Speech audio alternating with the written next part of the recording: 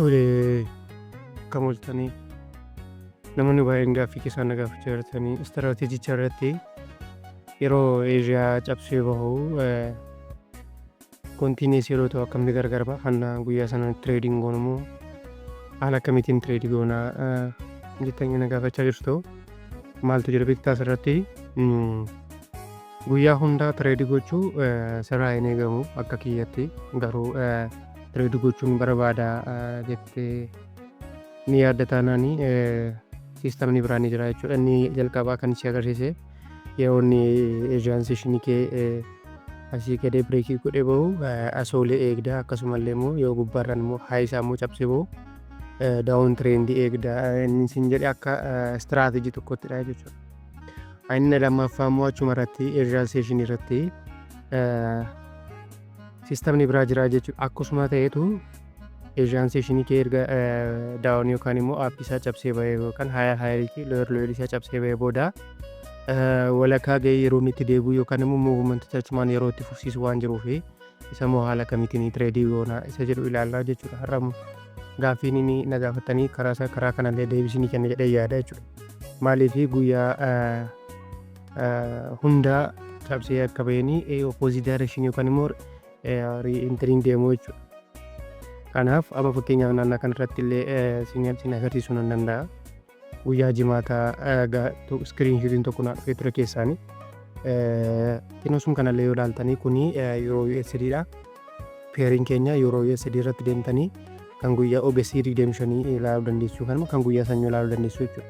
Maaltu ture jalqaba cabsee bahee nuti ekspeekti kan goonu baay'ee zooniidha yookaan immoo deebinii asoolee baay'ee ture garuu erga cabsee bahee booda iddoo kana qaqqabee si deebi'ee sababni isaa maaliif isa jedhu sin hubachiisaa jechuudha. Maaliif isa iyyuu gargar baafachuu qabdu waan ta'eef jechuudha. Jalqaba irratti maaltu raawwata asirratti eejaansishinii keessanii erga kaawwattanii booda muuvimentichi gara mi'aa akka midhaasa jedhu hubachuudhaaf dirqama kaandilicha duukaa bu'uu qabdu jechuudha.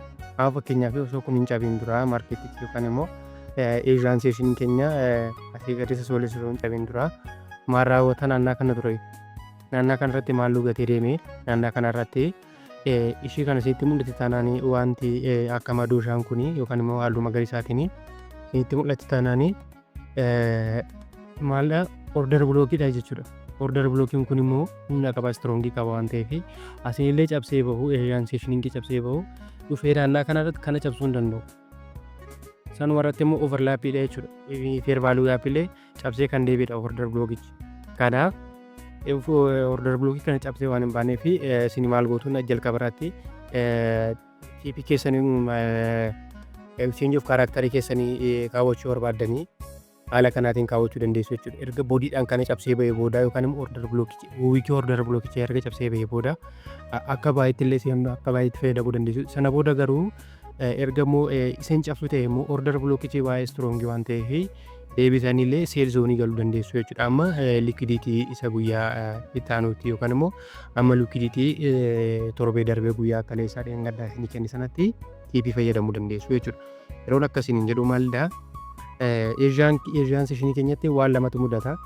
Inni jalqaba walakkaa irratti order blookii, bireekar blookii, rijekshin blookii akkasumallee wantoota akkas jedhaman kii leevel jedhaman kana walakkaatti nu kennaa jechuudha. Walakkaatti yeroo nu kennu eejaansishinii keenya cabsee yoo bahullee innillee oppoozit daayirekshinii nu geessaa jechuudha.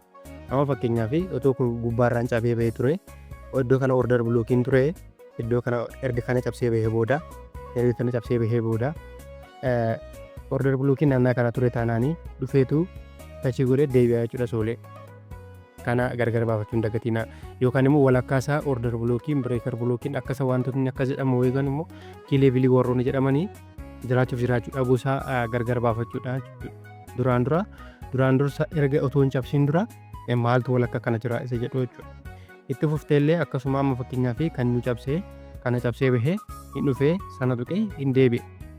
Sababni kana kudhiif maalidha jettee yoo na gaafatte sababni akkas ta'ee fi order blookiin walakkaa kana ni jira jechuudha. Order blookiitu ture jechuudha. Order blookiin kuni strong order blookii namoonni illee paatarnii tireedii gootanii order blookii kana maal akka ta'e illee ni beektu jechuudha. Kan ingilfii warroota jedhaman kana seeraan ni beektu jechuudha. Kanaaf isa dhufeetu wiikii isa kanaa tuqeetu muuvmentichi itti fufee jechuudha. Kanaaf isa gargar baafachuu hin dagatinaa. Garuu walakkaa kanatti immoo walakkaa isaatti immoo wanta akkasii hin jiru taanaan amma fakkeenyaaf naannaa kanarratti order blockii kan jedhamu jiru. Waan isin kennellee hin qabu jechuudha. Waan order blockii jedhamu qabu baalaansiidha. Baalaansii godheetu react gochaa jira. Muuvmentichi dhufee karaa kana cabsee bahee yeroo deebi'utti naannaa kanarratti change of character keessanii apply godhattu. Erga change of character keessanii boodiidhaan cufee booda iddoon deebi'ee fair value gaappii keessanii retest godhutti yookaan order block yookaan inversion fair value gaappii keessanii retest godhutti maal raawwatu intarrii galchitaniitu amma TP keessan amma eeriyaan haayii keessaniitu trade gootu jechuudha. Akkasumas illee naannaa kanarratti illee ilaaluu ni dandeessu jechuudha. Amma fakkeenyaaf naannaa kana cabsee bahee muuvmentichi ol deebi'ee jechuudha. Garuu kan deebi'eef maalidhaaf naannaa kana akkuma kiileevilii kan jedhamtu yaajabtuuf jechuudha. Kiileeviliin keenya naannaa kanarraa yeroo diraadii godhannee fidanna arganna waan ta'eef jechuudha. Kanaaf gargar baafachuu hin dagatinaa. Amma fakkeenyaaf naannaa kanarratti ilaaluu ni dandeessu yoo ta'e order blockiin illee order blockiin naannaa kanallee maal ta'e ni jira ture. Garuu maal godhe paaworiidhaan xumure. Paaworiidhaan cabsee bahee order blockichi jechuudha. Boodiidhaan xumure jechuudha. Wiikiidhaan ofamsaa. Kanaaf asirratti illee eegdan illee baayizoon illee jaluu dandeessu. Next day yookaan immoo taayimii biraa irratti jechuudha. Order blockii asirratti order blockiin ture walakkaa kana kennu. Order blockichi kana garuu maal godhe tuqeen deebine yookaan immoo order blockiin kun feekiidha jechuudha. Order blockichi strong miti jechuudha. Boodiidhaan deemee xumure. Erga boodiidhaan deemee xumuree booda dhufeetu retest godha jechuudha. Erga retest godhe order blockiin kun akka breaker blockiitti si gargaara. Akka breaker blockiitti fayyadamteetu trade goota jechuudha. Naannaa kana breaker blockiin jira jetteetu akka entry point keetti kaawwattaa jechuudha. Maaliif naannaa kanarratti illee kan entry ittiin galtu sababa isaatti waan ta'eef jechuudha. Naannaa kana dura order blockii ture cabsee bahee boodiidhaan gubbaarratti xumure. Ati immoo akka galumsaatti barbaadde immoo fair value gaappii naannaa kanallee ni jira. Fair value gaappicha fayyadamuu dandeessa. Achiin akka buuteelee yookaan immoo maarkeetii muuvmentichi baayizooniitti strong jedha yoo ta'e immoo ishii kana immoo akka breaker blockiitti fayyadamteetu inseen ta'a jechuudha. Tireediin asillee akkasitti fudhatamee jechuudha. Isa kanallee ilaaltanii tireediin kun breaker blockii kana fayyadamneetu. Kanaaf yeroo kana cabsee bahuu jalqaba irratti asii gadiis haa ta'u asooles cabsee bahee yookaan immoo sell side liquidity yoo cabsee bahee buy side liquidity yoo cabsee bahee nuti kan jalqabee eeggannu jalqaba irratti eejaanseeshiniin keenya cabuu isaati. Lammaffaa irratti immoo kiileevilii keenya isaa gajjallaatti ol deebisuu danda'u maaltu jira kana ol deebisuu danda'u isa jedhu fudhanna. Itti fufnee immoo erga kiileevilii keenya argannee booda immoo eejaanseeshinii walakkaa maaltu jira jennee ilaallaa jechuudha. Order blockiin ni jira, breaker blockiin ni jira, akkasumas illee fair value gaappiin wantoonni jedhaman jiru jennee erga hubannee booda yoo jiraatanii change of character keenya fair value gaappii kun order blockichaan olitti gooneetu order blockichi erga cabsee bahee booda boodiidhaanii wiikiidhaan isaa gadiitiin xumurru taanaanii wanti suni carraan ittiin asoolee deemuu qaba waan ta'eef baayizoonii galla. Akkasumas illee seelzooniin akkasumas itti fufaa jechuudha. Asitti illee ilaaltu taanaanii jalqaba irratti maal godhe maarkeetiin keenya kanaa ol cabsee bahee kiileeviliin keenya immoo naannaa kana maaltu jira order blockiin ni jira tureyyuu. Fair value gaappiin ni jira tureyyuu. Order blockiin naannaa kanallee isinitti mul'ata taanaanii order blockichi akka kiileeviliitti fayyadamneetu gadi nu deebisee nuti immoo kan barbaannu gubbaarraan cabe taanaanii amma liquiditii sadakaatti yookaan immoo eejaanseeshinii sadakaatti ni dhufa jennee waan expect gonuu fi maal fayyadamna walakka kanarratti walakka kanarratti maal fayyadamna akka intarii keenya nu ta'utti kanaa olitti osoo boodii wiikishii kana osoo hin xumuriin boodiidhaan osoo cabsee bahee ture akka kanaatti jechuudha. Iddoo kana naannaa kan argitaniiti akka kanaatti cabsee bahee ture akka baay'eetti seenuu ni dandeenya ture jechuudha.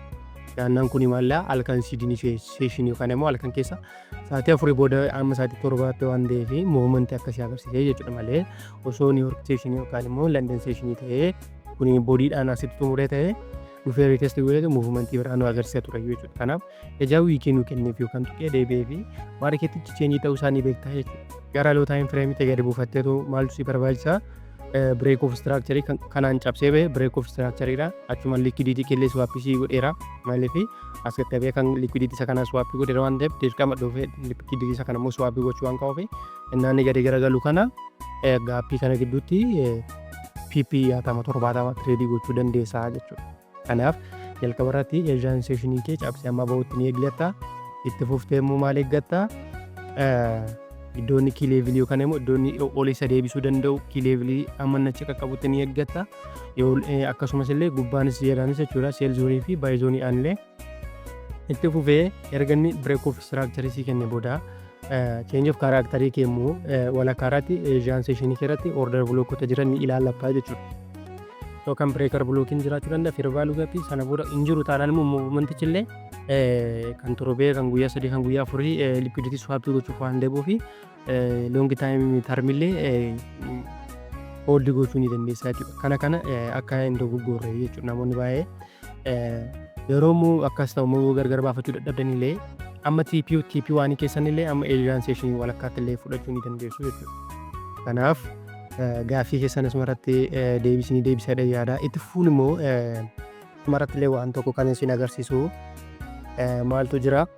Jalqaba irratti eejaanseeshinii keessanii yookaan immoo eejaanseeshinii keenya erga cabsee bahee booda kan kaleessa turee fi kan gadda ture illee osoo ilaaltanii deelii cabsee yeroo bahu muuvimentii dheeraa yookaan kan guyyaa guutuullee hooldi gochuu ni dandeessu jechuudha. 100 amma 150tti muuvimentii jiruullee hooldi gochuu ni dandeessu jechuudha. Kanaaf akka viidiyoon keenya nu jalaa hin dheeranne isaa viidiyoo itti aanutti isiniif hojjedha. Garuu asirratti maal eeggachuu qabdu wantoota kana lamaanii gargar baafachuu qabdu. Jalqaba irratti muuvimenticha garamitti akka inni deemu erga ilaaltee booda itti fuftee eejaanseeshinii kee walakkaa ta'u maal sii kennames jedhu sana gargar baafatta. Erga gargar baafattee booda muuvimentii kee irratti dirqama riteestisii gochuu qaba. Dirqama change of character sii kennuu qaba. Akkasumas illee break of structure sii kennuu qaba.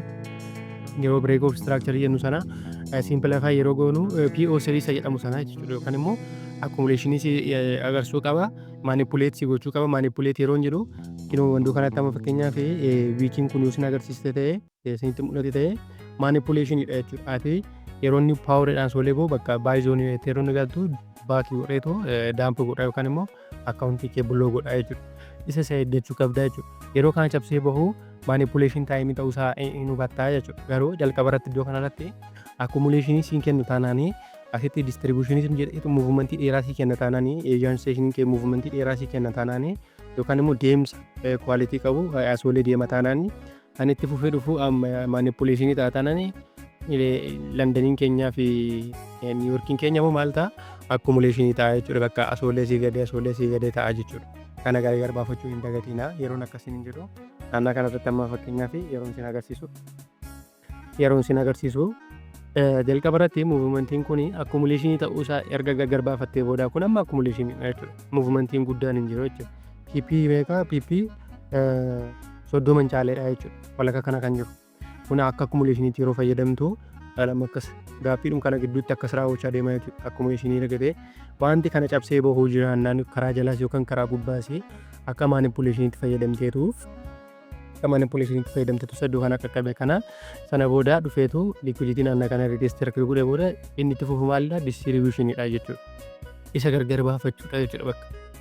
Eejaanseeshiniin kun kan nu salphisu isadha jechuudha. Jalqaba irratti fakkeenyaaf naannaa kanarratti ilaasittis accumulationidhuma eejaanseeshiniin keenya sana booda manipulationidha London seeshinii keenya sana booda immoo London seeshinii keenya itti fufee distributionii ta'ee jechuudha. Xiqqoo ishee asitti manipulate nu godheetu distributionii ta'ee jechuudha. London seeshiniin Niiwuork seeshinii keenya akkasuma ta'ee jechuudha. Kanaaf isallee gargar baafachuu hin dagatin. Amma asirratti yoo ilaaltanii ilaalladha.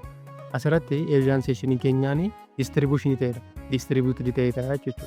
Walakkaa kanatti immoo maal godhee amma eejaakiin cabsee bahee booda Niiwuorkiin keenya maal ta'e Londaniin keenya xiqqoo ishee muuvimentii agarsiisu eejaanseeshiniin keenya maal godhee halkan keessadha kun malee kan muuvimentii akkasii agarsiise eejaanseeshiniin keenya amma halkan keessa sa'aatii 2tti maalloo agarsiisaa tureyyuu accumulationii nu agarsiisaa ture jechuudha. Kan nuti maarkeettii irraa barbaannu wantoota sadidha. Inni jalqabaa accumulationii yoo ta'e akkasuma fakkeenyaaf soolee akkasitti liquiditii bicha giraabii gochaa deema taanaanii inni lammaffaa immoo akkasitti isa ture sana eeriyaa kana kan ture sana yookaan immoo kana cabsee baheetu manipulationii nu agarsiisa jechuudha. Sana booda dhufeetu manipulationichi akkas ture akkas ta'etu gara distributionii jijjiiramaa jechuudha. Kanaaf nuti kan sadan keessaa tokko isaa tireedii goonaa. Inni immoo yeroo kam tireedii goona yeroo distribuushinii goona jechuudha. Maaliif yeroo akkumuleeshinii nuti baay'ee yeroo jennu as qaqqabeetu gara seel zooniitti jijjiirama. Yeroo seelii jennu gara baay'eetti jijjiirama. Kanaaf nu walakkaatti nu taphachiisaa jechuudha. Garuu immoo erga inni maanipuleetii nu agarsiisee booda yookaan immoo maanipuleetii godhee namoota riiteel tireedarii yookaan immoo biiginer tireedarii jedhamanii eega maarkeeticha alatti baasee booda nuti immoo maal goona dhufee maarkeetichi kana iddoo kana cheenjiif karaaktarii kana nu kennee cheenjiif karaaktarii kanatti nu xumuree kanaa gaditti nu xumuree sana booda ol deebi'eetu naannoo kana riiteestii dhufee riiteestii erga nu godhe booda seel zoonii jennee dallaa jechuudha. Kanaan gargar baafadha. Jalqaba irratti maarkeetichi yeroo ta'u eejaan seeshinii keenya yookaan immoo tookiyuu seeshinii ni galgala maarkeetii ni galgala muuvimentii akkamii agarsiisaa ture jenna ilaalla jalqaba irratti. Erga isa ilaallee booda inni akkumuleeshinii ta'a taanaanii sa'aatii 3 booda inni dhufu yookaan London seeshinii sa'aatii muraasaatii fi maanipuleeshinii akka ta'e hubattaniitu maanipuleeshinicha gargar baafattu jechuudha. Erga maanipuleeshinii ta'e yookaan immoo konsooldeeshinii ta'e booda xiqqoo ishee konsooldeetii erga akkasii godhee booda kan ilaalannu distribuushinii jechuudha. Kanaaf amma fakkeenyaaf naannoo kanarratti sa'aatii 3 booda akkumuleet godhe naannoo kanatti akkumuleeshinii ture garuu akkumuleet daqiiqaa muraasa akkumuleet godheetu maal raawwate xiqqoo ishee eriyaa kanarra cabsee bahee jechuudha. Nuti seel zooniidha jennee yeroo gallu inni gara baay'ee zooniitti jijjiirame jechuudha. Kanaaf taayimii sadan kanallee gargar baafachuu hin dagatinaa. Akkumuleeshinii akkamitti akka ta'e maanipuleeshiniin isaatii kam akka ta'e achuma fufee distribuushinii isaatii akkama ta'e inni fufee maaltu jira beektu asirratti namoonni gooldii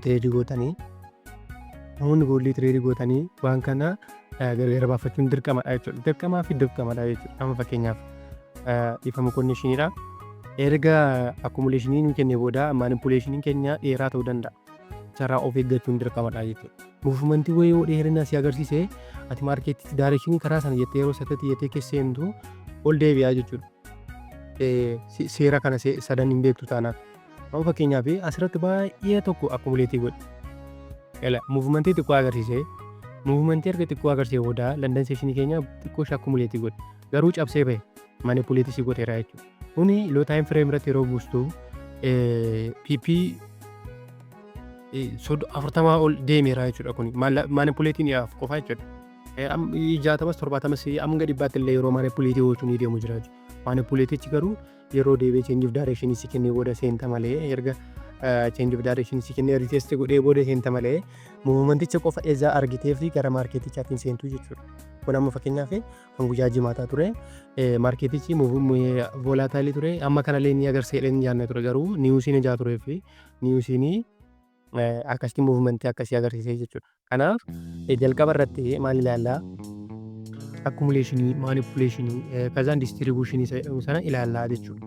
Jalqaba irratti kana sadan raawwata. Amma fakkeenyaaf guyyaa kamisaa irratti maal raawwate? Guyyaa kamisaa irratti niiwoorkii eejaan seeshinii keenya akkumuleeshinii godheetu London seeshinii keenya immoo fi London seeshinii keenyaa fi Tookiyoo niiwoorkii seeshinii keenya immoo London seeshinii keenya akkuma sana maanipuleetii godheetu bee order blookicha reetestii nu godhe Tookiyoo niiwoorkii seeshinii keenya immoo distribuutir nu godhe jechuudha. Garuu immoo haay taayim fireemii namoonni keenya akka sa'aatii 4 namoonni fayyadaman immoo akkasuma jechuudha. Guyyaa tokko akkumuleetii godha. Guyyaa ittaanu maanipuleetii godha. Guyyaa ittaanu immoo distribuutir godha. Haay taayim fireemii amma fayyadamaa deemtanii wanti suni biriif yookaan immoo sinii ifaa deemaa jechuudha. Kanarratti osoo haay taayim fireemii fayyadamtanii ani rikoomandii godha. Intarii pooyintii keessanii fi daqiiqaan 3 fi daqiiqaan 5 baay'ee gahaadha. Intarii pooyintiidhaaf.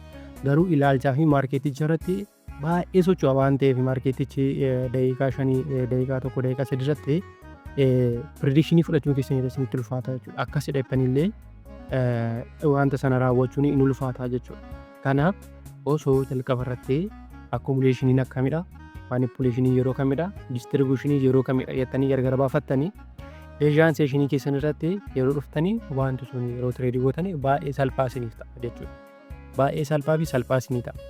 Garuu erga kana addaan hin baafanne taanaan wanti sun si rakkisaa jira. Yeroo kamitti tireedii goonaa isa jedhu maaliif yeroo akkumuleeshinii dhistanii maanipuleetii gochuu jalqabdu muuvimentii dheeraa si agarsiisu ati baay'ee zoonii yookaan seel zoonii yeroo itti agarsiistu yeroo seentu inni duubatti deebi'eetu manipuleesii godhara gabaa keessaa si baaseetu muuvimentii isaa daareeshinii isa jijjiiree deemaa jechuudha.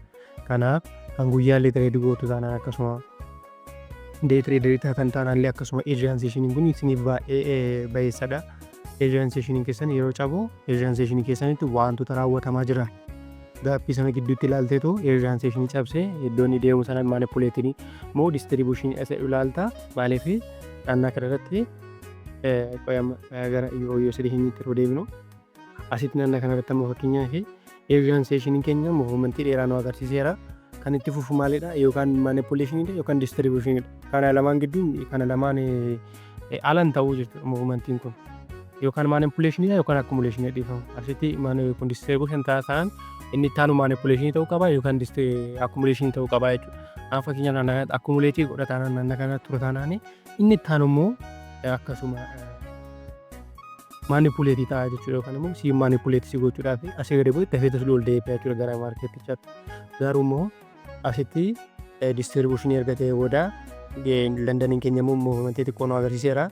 Inni immoo kun distribuushinii erga ta'e kun immoo xiqqoo akka manipuleeshiniitti nu agarsiiseetu kan guyyaa kaleessaa cabsee hin baane waan ta'eef ishi erga cabsee ba'ee booda Niiwuork seeshiniin keenya immoo muuvimentii haaraa nu agarsiise jechuudha.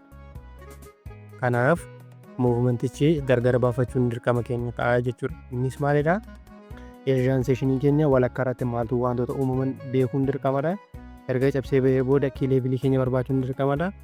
Sana booda immoo akkasumas illee addiishinaalii wantoota akkumuleeshinii, manipuleeshinii fi distribuushinii jedhamu yeroon akkasiin jiru. Inni tokko baay'ee asumatti sosocho'a inni itti fufu immoo asoolee waan boo fakkaatee tunnaatti baay'ee jettu gadi deebi'a manipuleetii godha. Sana booda immoo distribuushinii ta'uu isaa immoo kan beektu immoo maalidha? Riteestii godheetu erga kochii kee yookaan jennuuf kaaraakterii keessaa agarsiisee booda erga isaa boodiidhaan cufee booda deebi'eetu riteestii si agarsiisa. Riteestii erga godhee booda baay'ee yookaan seel jettee seentaa jechuudha. Kana hubachuu hin dagatina. Akkasumas illee gaaffiin keessanii fi koomentiin keessanii yuutuubii irratti akkasumatti itti fufuun sheer koppii liinkii gochuu hin dagatina. Ammas illee itti fufaa tokkoon tokko isaatiin fiigara godha waan ta'eef namoonni illee ilaaltanii fiidbaakii sirriinaa kennaa jirtan waan jirtaniif galatoomaa isinillee itti fufu koomentii fi gaaffiin keessanii asuma irratti illee na gaafachuu dandeessu akka namoota bira ga'uu fi akka buloo appii godhuu fi koomentii illee barreessuu hin dagatina. Telegiraama keenya illee jooyinii gochuu hin dagatina. Yeroo muraasa booda nuti illee chaalenjii qopheessineetu chaalenjii irratti ni hirmaanna waan ta'eef deemuu namoota xiqqoo ishee baalaansii hin qabnee fi akkasuma deemuullee diipoozitii deemuullee wal dorgomsiisnee dorgomneetu diipoozitii goona waan ta'eef aktiivii ta'uu keessa hin dagatina. Gaaffii yoo qabaattan na barreessuu hin dagatina. Akkasumas illee sabiskiraayib gochuu hin dagatina. Sheer koomentii liink gochuu hin dagatina. Nama ammaatti waan na wajjin turtaniif baay'ee galatoomaa.